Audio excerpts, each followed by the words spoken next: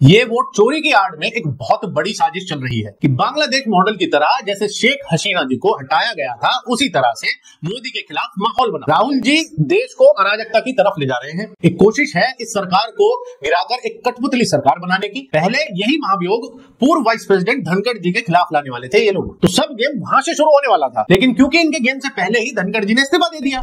दोस्तों, कुछ विदेशी ताकतों को भारत का न्यू नॉर्मल पसंद नहीं आ रहा है। एक ऐसा भारत जो बिना अमेरिका से पूछे पाकिस्तान पर अटैक कर देता है, चीन के खिलाफ आवाज उठाता है, चीन के लेटेस्ट टेक्नोलॉजी के विमान को गिरा देता है, ऐसा भारत दुनिया को पसंद नहीं आ रहा है। ऐसा भारत भारी ताकतों को खटक रहा है, इसलिए वो अपनी कठपुतलियों का इस्तेमाल कर रहे हैं। भारत को रोकने की कोशिश की जा रही है और उनकी कठपुतली उनके इशारे पर नाच भी रहे हैं। ये वोट चोरी की आड़ में एक बहुत बड़ी साजिश चल रही है जो शायद अभी तक आप लोग समझ नहीं पा रहे, आप देख नहीं पा रहे। और मैं ये भी जानता हूं कि इस एक्सपोजे के बाद कोई मुझे गोदी मीडिया बोलेगा, कोई अंधभक्त बोलेगा, लेकिन यकीन मानिए मुझे फर्क नहीं पड़ता, क्योंकि मैं एक कट्टर देश प्रेमी हूं और अपने देश के लिए, उसकी तरक्की के लिए हमेशा काम करता रहूंगा। एक जिम्मेदार नागरिक होने के नाते, एक जिम्मेदार वक्ता होने के नाते, अपनी वकालत की पढ़ाई को साक्षी मानकर मेरी ड्यूटी है कि मैं आपको वो रियलिटी दिखाऊं जो शायद अभी आप देख नहीं पा रहे हैं। दरअसल आपको दिखाया जा रहा है कि पूरा विपक्ष मिलकर इलेक्शन कमीशन के पीछे पड़ गया है, खासकर राहुल गांधी। पर इलेक्शन कमीशन तो सिर्फ एक मोहरा बनाया जा रहा है, इसके पीछे की असलियत बहुत ही घिनौनी है। देखिए, इलेक्शन कमीशन ने प्रेस कॉन्फ्रेंस भी कर ली और जवाब भी दे दिए, और उनके जवाब के बाद अब पूरा विपक्ष इकट्ठा होकर सीईसी ज्ञानेश कुमार के खिलाफ महाभियोग ला रहे हैं, यानी इम्पीचमेंट ला रहे हैं। पहली बात तो विपक्ष के पास इतना नंबर है ही नहीं, कम से कम 2/3 बहुमत चाहिए, जो कि क्लियरली पूरे विपक्ष पर नहीं है। तो इसलिए ये सिर्फ एक दिखावा है, एक नया ड्रामा है, माहौल बनाया जा रहा है। वैसे ड्रामे से याद आया कि राहुल गांधी जी की नागरिकता किस देश की है। कोई भी चमचा सिर्फ इस बात पर थोड़ी सी रिसर्च करके, थोड़ी सी से ही पता लग जाएगा, थोड़ी सी रिसर्च करके इस बात का जवाब दे दे कि वो किस देश के या किस देश के नागरिक हैं। और अगर दोस्तों आपको भी पता हो तो आप भी मुझे जरूर बताना। हो सकता है मेरा ही एनालिसिस थोड़ा गड़बड़ हो, उस पर भी जल्दी वीडियो आएगी। वैसे खैर, ज्ञानेश कुमार जी ने साफ साफ वार्न किया था कि या तो 7 दिन में अपने आरोप एफिडेविट पर लिख कर दो या माफी मांगो। अब बताइए इसमें क्या गलत बोला इलेक्शन कमीशन ने। मतलब आपको आरोप भी लगाने हैं और उनको प्रूफ भी नहीं करना है। जो प्रेजेंटेशन राहुल गांधी ने अपने चमचे बैठाकर उनको दिखाई, उस प्रेजेंटेशन को लेकर एक पुख्ता प्रूफ बनाकर क्यों इसको लीगली चैलेंज नहीं किया गया? कारण साफ है, ये सब एक ड्रामा है, एक प्रोपागेंडा है, और इस प्रोपागेंडे के पीछे के 2 मुख्य कारण हैं। एक तो छोटा सा रीजन ये है कि बिहार में इलेक्शन आ रहे हैं, उसमें इलेक्शन कमीशन ने 65 लाख सो कॉल्ड फर्जी वोटर्स की लिस्ट बना के उनकी वोट काट दी है, या ये बोलिए काटने वाले हैं। तो इसका एक बहुत बड़ा दर्द है राहुल गांधी को, क्योंकि ये सब फर्जी वोट बैंक उन्हीं को चाहता और राहुल गांधी को ये वोट बैंक अपना लगा। इसीलिए राहुल गांधी ने अपनी वोट चोरी वाली प्रेस कॉन्फ्रेंस में भी वही पॉइंट्स इंक्लूड किए जो इलेक्शन कमीशन ऑलरेडी पहले से बिहार में कर रहा था। तो बिहार में इलेक्शन कमीशन की वर्किंग को देखकर राहुल गांधी जी ने एक पीपीटी बनाई और चमचों को दिखा दी, और जो ये दावा किया गया कि उनकी टीम को ये डेटा कलेक्ट करने में 6 महीने लगे, वो सब भी एक झूठ नजर आता है। अगर सच है तो राहुल गांधी वो टीम एक बार ले आए दुनिया के सामने कि इन्होंने इस पे 6 महीने काम किया है, उनसे 3-4 सवाल जवाब होंगे तो सच शायद सबके सामने आ जाएगा। लेकिन वो ऐसा कुछ भी नहीं करेंगे, क्योंकि उनका टारगेट वोट चोरी या इलेक्शन कमीशन नहीं है। ये इस देश की जनता को समझना पड़ेगा।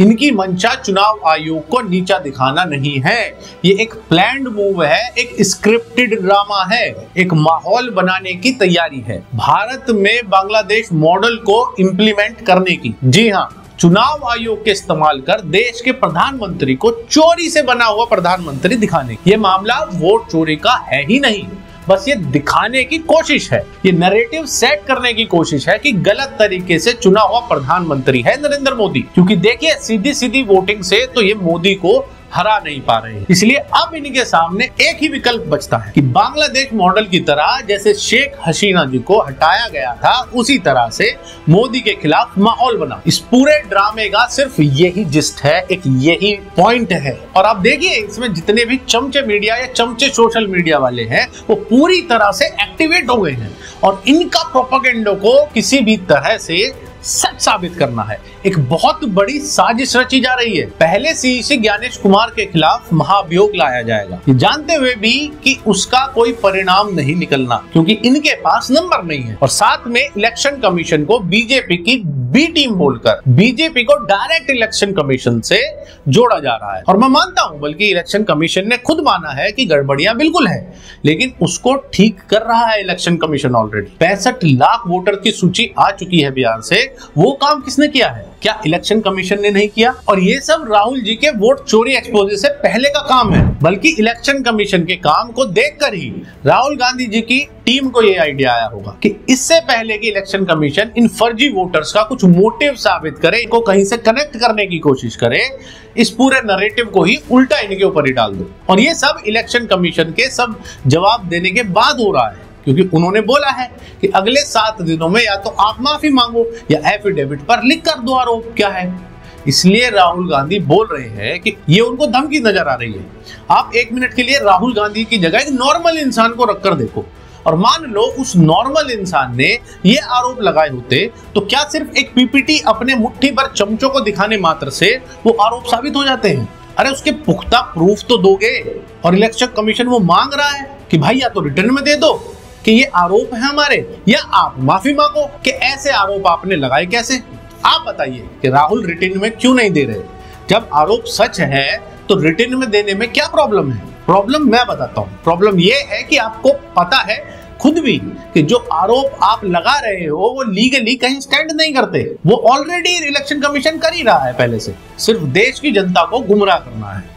अब जो पीपीटी तुमने दिखाई है उसमें से भी जो नाम तुमने डुप्लीकेट वोट्स के दिखाए थे वो सब एक एक करके आगे आ रहे हैं। सब वीडियोस बना के अपने आप ही तुम्हारे पोल खोल रहे हैं। टी शर्ट में जिसकी तुम फोटो घूम रही थी पूरा विपक्ष, उनका भी इंटरव्यू आ चुका है। प्रियंका गांधी या राहुल गांधी मेरे कौन होते हैं? उनको अधिकार किसने दिया कि मेरे नाम का टी शर्ट, मेरे तस्वीर का फोटो लगा कर टी शर्ट पहने? क्यों कारण क्या है? कौन होते हैं? उनको अधिकार दिया किसने? उस महिला को पता ही नहीं कि उसकी फोटो क्यों लगाई हुई है आप लोगों ने। हाँ, यहाँ जरूर इलेक्शन कमीशन की एक कमी रही कि उनको इन लोगों को एक प्रोसेस के तहत बुलाकर एक लीगल तरीके से एक एक को लाकर इनको पेश करना चाहिए था। लेकिन इलेक्शन कमीशन ने अब जब सब जवाब दे दिए हैं तो उसके बाद ये महाभियोग का ड्रामा हो रहा है। मतलब ये एक तरह का ब्लैकमेल हो गया भाई। क्या चुनाव आयोग एक आम पद पर बैठा हुआ इंसान है कि जिसको आप ब्लैकमेल कर लोगे कि हमारे हिसाब से चलो वरना हम तुम्हें आरोपों से घेर लेंगे, महाभियोग चलाएंगे तुम्हारे खिलाफ। अब आपके हिसाब से उन्होंने जवाब नहीं दिए तो आपको मिर्ची लग रही है। मतलब जब तक देश के प्रधानमंत्री की कुर्सी पर राहुल गांधी नहीं बैठेंगे तब तक सब बेकार है और सब चोर है। राजपाट राहुल को सौंप दो और एक बार ये राजा बनकर बैठ जाए तो बस सब सही हो जाएगा। पहले यही महाभियोग पूर्व वाइस प्रेसिडेंट धनखड़ जी के खिलाफ लाने वाले थे ये लोग, तो सब गेम वहां से शुरू होने वाला था। होता यही, स्क्रिप्ट यही थी, पर बस मोहरा उस टाइम धनखड़ जी थे तो वहां से शुरू होता और यहाँ तक आता। लेकिन क्योंकि इनके गेम से पहले ही धनखड़ जी ने इस्तीफा दे दिया तो इनका महाभियोग वाला स्टेप, इनका पूरा गेम अधर में ही रह गया। और देखिए अब इन्हें धनखड़ जी की चिंता हो रही है। वो अचानक ही इनके दोस्त हो गए हैं, पर वहां फेल हो गया तो क्या हुआ?